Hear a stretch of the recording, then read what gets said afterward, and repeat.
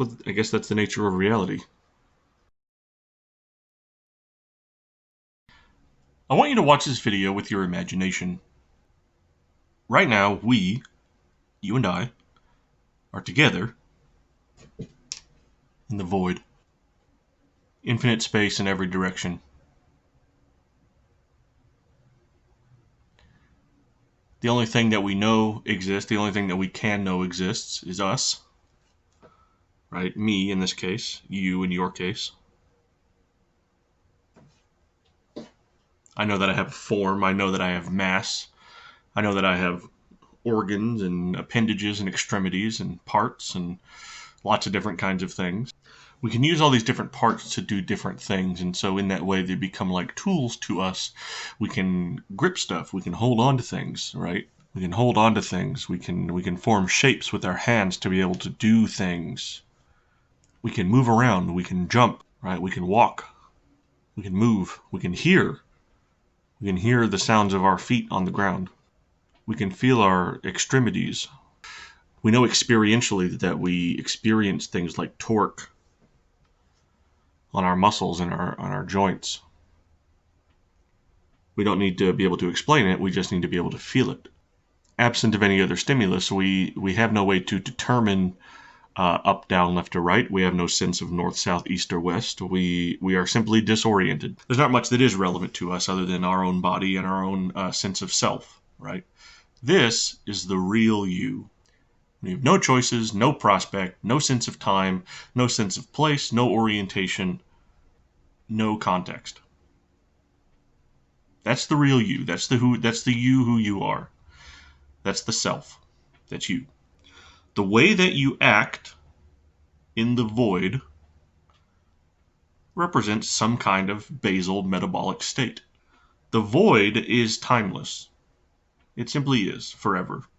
If we were to stand here in the timeless void, we would simply maintain this state forever. The void does not have anything to say about the passage of time. The passage of time is irrelevant to us for these purposes, meaning that we don't age. Every time we want to pause the video, we can simply pause the video. The void will be here for you. We can pause the exercise at any point to simply exist in the void that we've created. And if that void is indeed a void like this, that's fine too. But in the meantime, we're going to want to add some things to our reality because we are bored.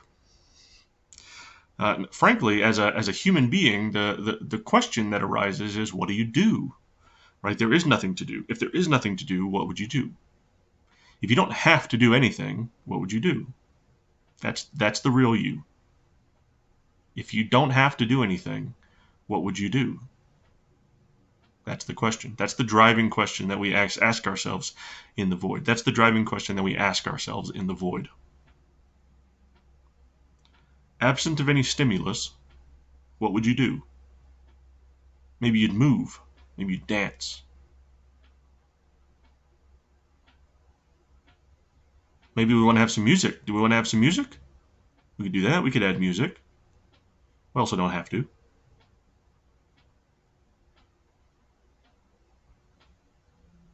But see, the beauty of our void and the beauty of this exercise is that you can add whatever thing you want.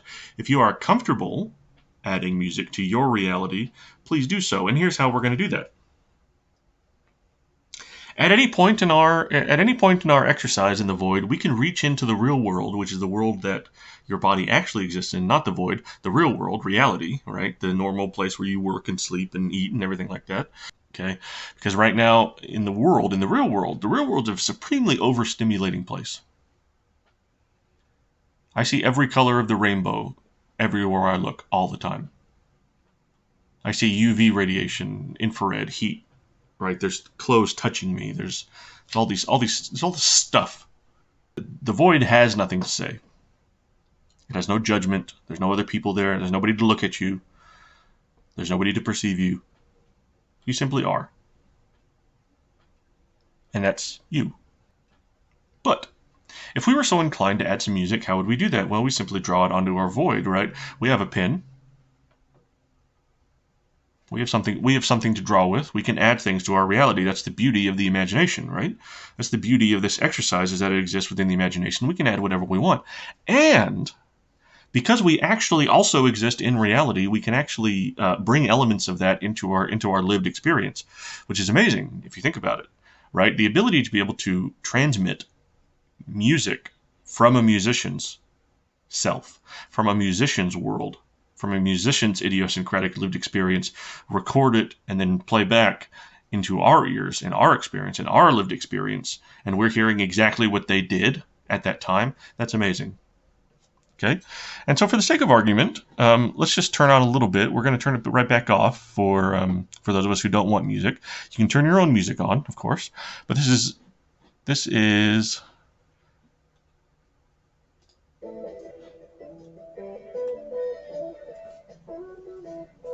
So if I want to add "Wooden Ships" by Crosby, Stills and Nash to my reality, this is what I would do. I would simply do so. Let's. And again, this is your piece of paper. It can be whatever you want. This is a music note.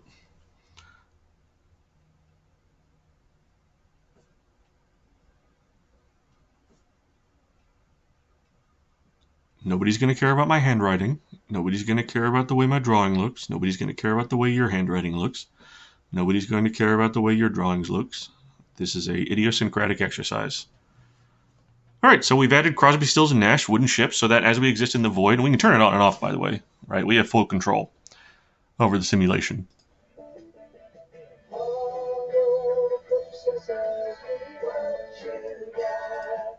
But let's say, for the sake of argument, that we wanted to know more about Crosby, Stills, and Nash, Wooden Ships. How would we go about figuring that out? How do we go about finding out more information about the world in which we find ourselves? Because the world in which we find ourselves now contains Crosby, Stills, and Nash Wooden Ships. For one, as we listen to Crosby, Stills, and Nash Wooden Ships, we can hear we hear things. For one, we hear other elements. We hear other people for the first time. Right? We hear beautiful singing.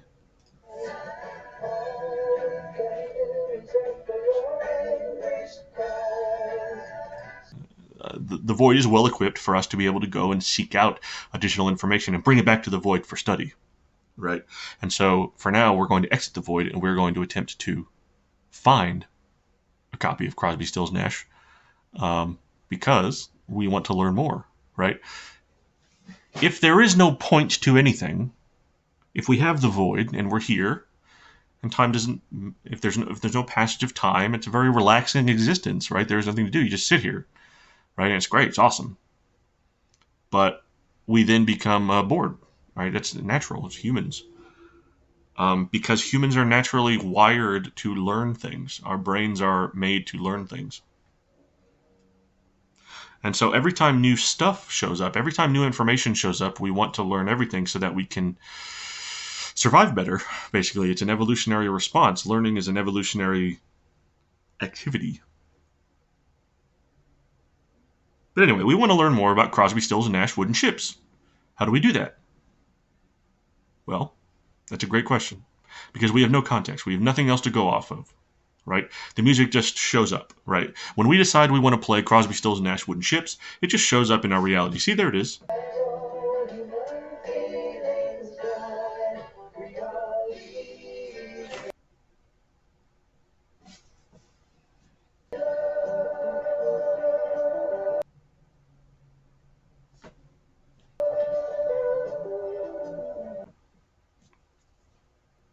Are there clues in the words, perhaps? We can hear other words. We have no necessary context for language. The question perhaps is, can we do that? Can we make those kinds of sounds?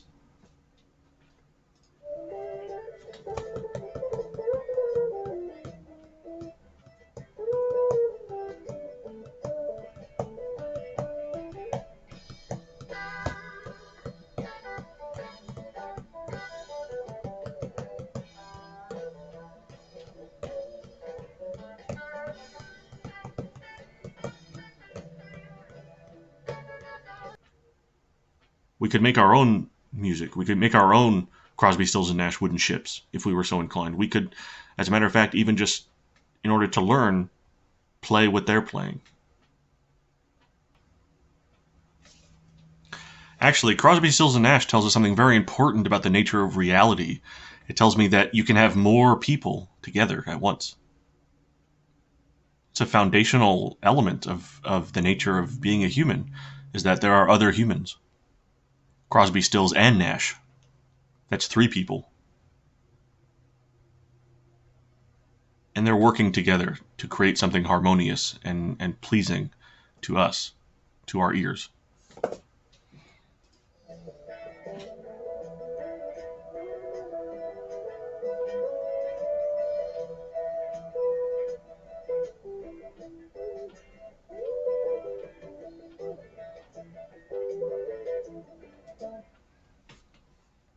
Let's see if we can identify any of those sounds. There's definitely the hitting sound, so let's take some notes. And in order to take notes, we're going to need a piece of paper. Well, we have paper, but let's, for the sake of argument, say that this is void, right? This is not paper, this is void. So we need another piece of paper.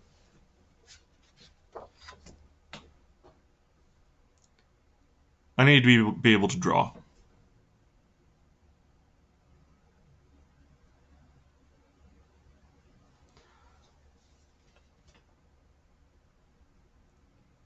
All right. As you can see, I've drawn a piece of paper. I've added a piece of paper to our reality, and so let's discuss piece of paper, right? This is a piece of paper. The question, if this piece of paper simply showed up in our void, absent of any context, we would not know where it came from, what it was made of, or anything about it. We would simply know, we would know this. This is what we would know. You're looking at what we would know. We have no shared context or history about paper, but we are at least vaguely aware somehow, because we imagined it, didn't we, that we can draw on it. Because that's what we were trying to do. Because we were trying to do it, we can do it. And so we can draw on this paper. It's great. It's awesome. Where'd this pen come from?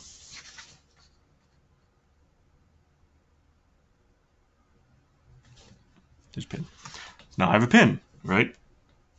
And I don't need to know anything about the nature of paper or the nature of pen for me to experience it. I have no need to understand where the paper comes from for me to understand what the paper can do for me and to understand its own idiosyncratic personal context, right? Personal. Is object. It's objective context of what it is, right? Objective, object. Objective things about it, like it's vaguely a rectangle. It is the shape that it is, in other words. Furthermore, we have this pin.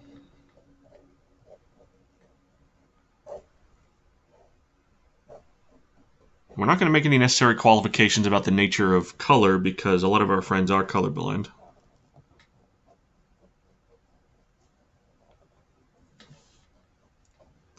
So this pen and this paper allow me to interact with the void in a way that is conceptual, right? Not only can I draw on it, I can also write on it. So we have a pen and we have paper, and we can now take notes, right? Now, you may be inclined to write your notes in English, but English doesn't exist in the void. There is simply the language of the thought, right? There's simply the personal idiosyncratic language of the self, right? Inner monologue. And so one must have a way to convey information to other people if one was so inclined, or we need some way to convey information to the future self, right? I need to be able to look at this and read it and remember what it is we're trying to remember. Because if I can't, then this is pointless. So the question kind of arises of where this comes from. Where does this music come from? Well, because we can reach into reality and pull elements from it out into the real world, we can also reach in and pull in some other elements of this, right? We can listen to the music just pipes in.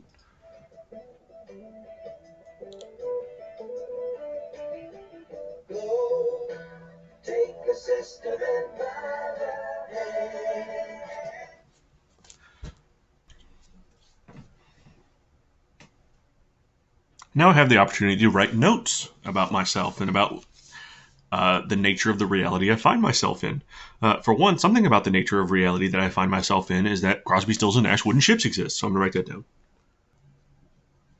How would I go about learning more about Crosby, Stills, and Nash wooden ships?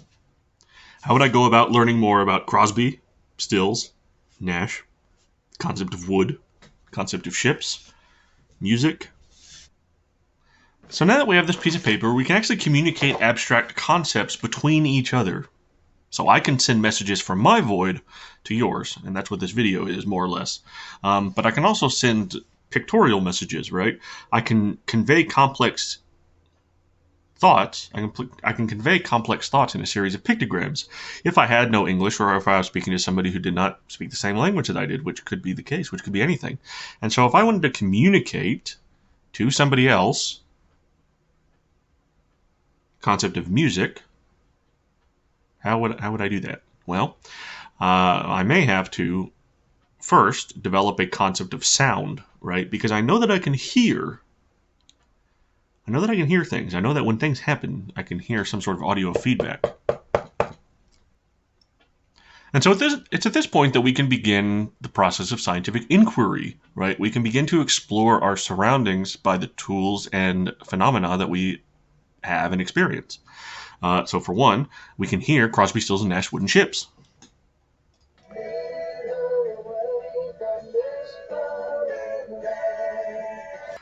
Without any other context to our world, we have no impetus. There's no impetus for us to do anything. We can simply sit here and stare at the void, and then and that's it forever, right? But that's hardly interesting. It's hardly stimulating for a human brain that is so hungry for knowledge.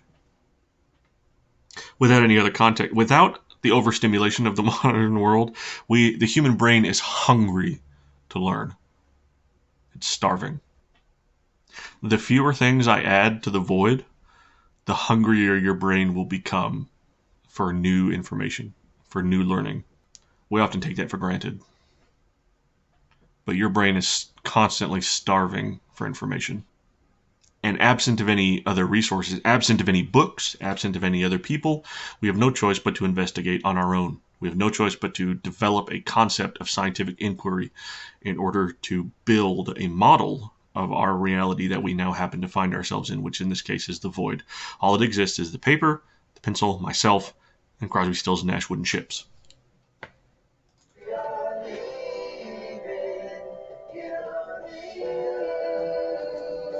We are going to use those pieces of information as well as our paper and our pen in order to build a model of hearing.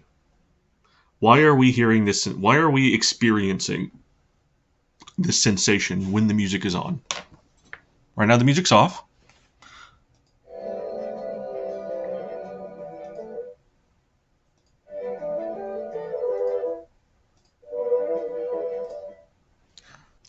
In this way, we can say that the music is either on or off, right? Music is either playing or it's not. As far as we know, there's only one song that exists, Crosby, Stills, and Nash wooden ships. But regardless, we can turn it on and off, right? We can decide. We can decide in our own brain that we want to hear music or we don't want to hear music, and we have that choice. We have that autonomy. We have that autonomy in the space. We can say we want to have music. We can say we don't want to have music. And so, if you want to have music, let's understand where that music goes and why we feel certain things about it. We have no way right now to inspect our own selves except by feeling it. So if I wanted to, as I'm listening to the music, I can move, and as I move, I know that as one moves, we can hear the sound change, right? The sound changes in accordance with my position in the void. Let's say that a rectangle appears with a label on the wall ahead of us, or on the wall in the void, that says Crosby, Stills, Nash wooden ships. And when it's on,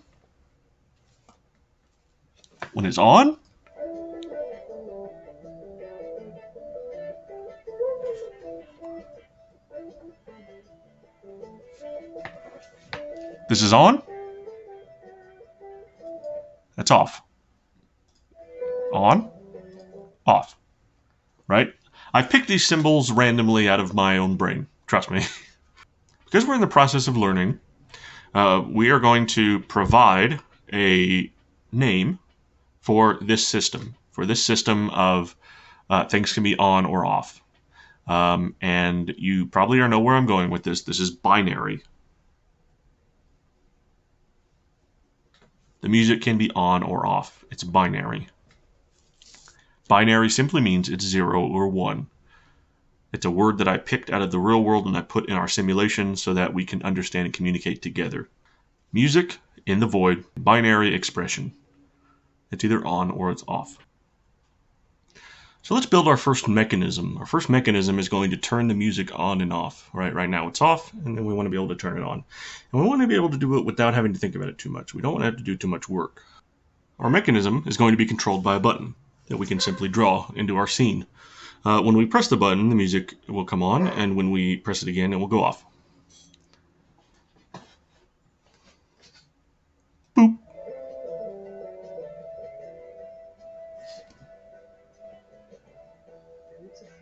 I can turn it on and off all I want.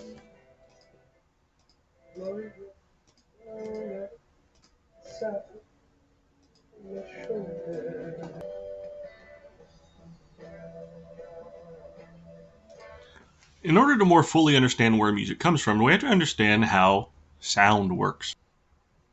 Right? And that has to do with our ears. Without ears, there would be no sound.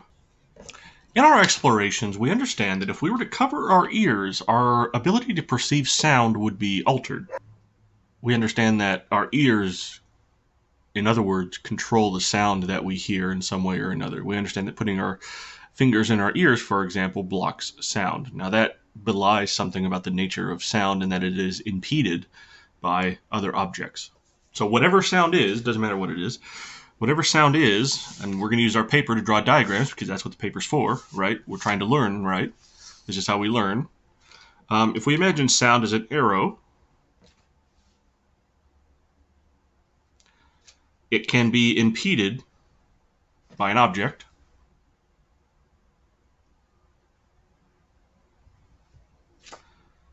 So that the person over here won't hear it. That's what we've determined. That's our scientific inquiry about sound. So in that case, what is the structure of my ear? Well, I can kind of feel it. I can kind of put my hand up to it and kind of feel it around. It's got this kind of like floppy kind of shape to it.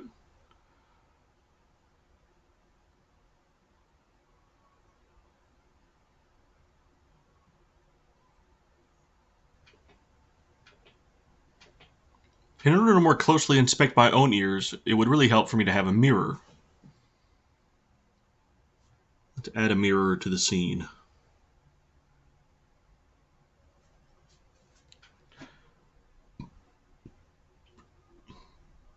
As I inspect my ear, I'm able to get a clearer picture and able to draw a clearer picture on my paper. As you can see, I'm able to draw a much more accurate picture of my ear now that I have the ability to see myself. Now, because we live in the modern world and we are not condemned to this void, we are instead choosing to be in the void because it's clearer for us to be able to understand what's going on and how things work. But that doesn't mean that we cannot reach out for other things. For example, we reached out and pulled Crosby, Stills, and Nash wooden ships from the outside, from the reality into our new world. And we can do that with other things. For example, let's go find a book about how ears work so that we can learn how ears work. In fact, let's make it even easier for us. I think we're going to need more books, so let's build a bookshelf, okay? That's where our books are going to live, and we have one book. I don't know what it's called yet, but we have one book because that's all the books that we've ever needed.